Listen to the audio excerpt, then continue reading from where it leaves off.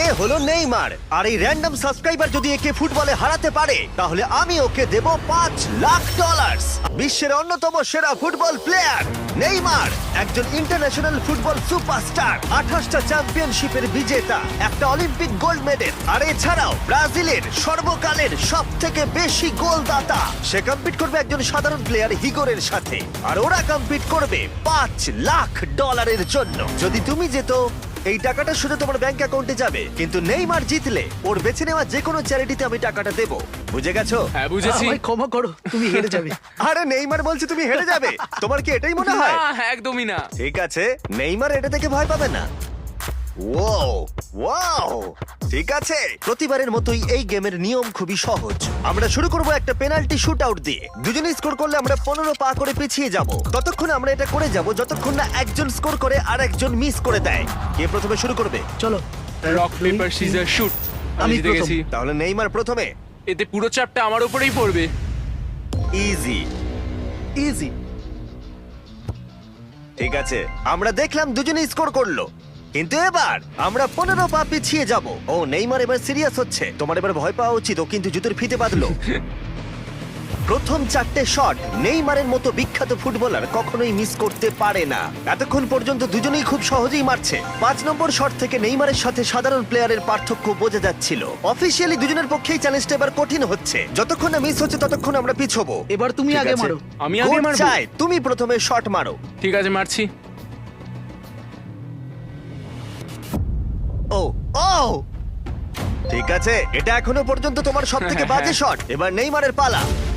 ও ও মাই god, বলটা পুরো swing করে গোলের ভেতরে গিয়ে ঢুকলো। চাপে পড়লে খুব ভালো লাগে। বিশ্বকাপের চাপের সাথে এটা তুলনা হয়?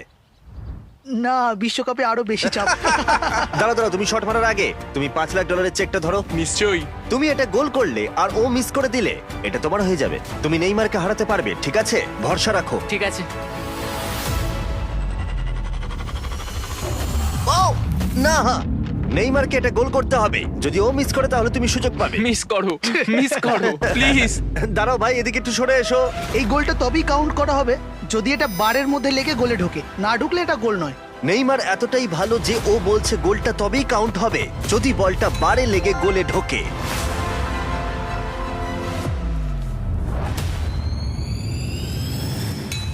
ও ভাই আর মিস করো না, আরে সত্যি মিস বলছি, করো তুমি না ভাই, পারবে। চলো।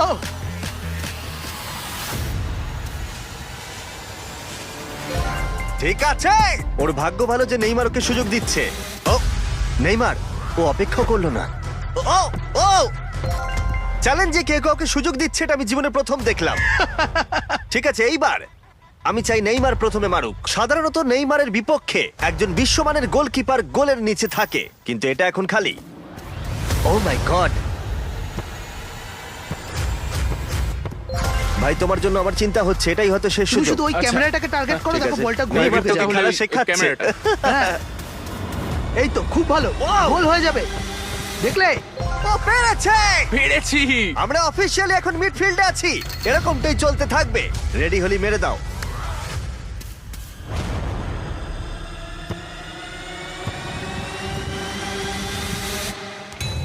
ও মাই গড! ওইটা গোল নয় নাকি গোল? দাঁড়াও একবার কি দেখি, চলো।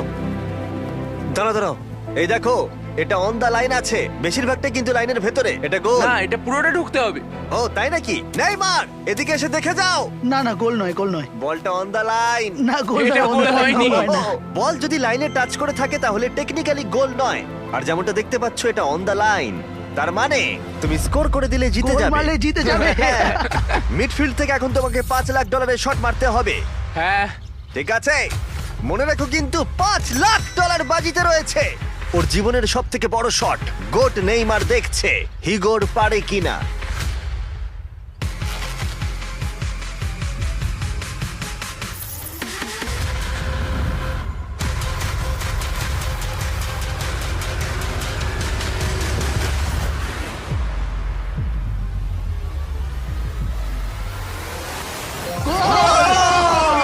ও পেরেছে!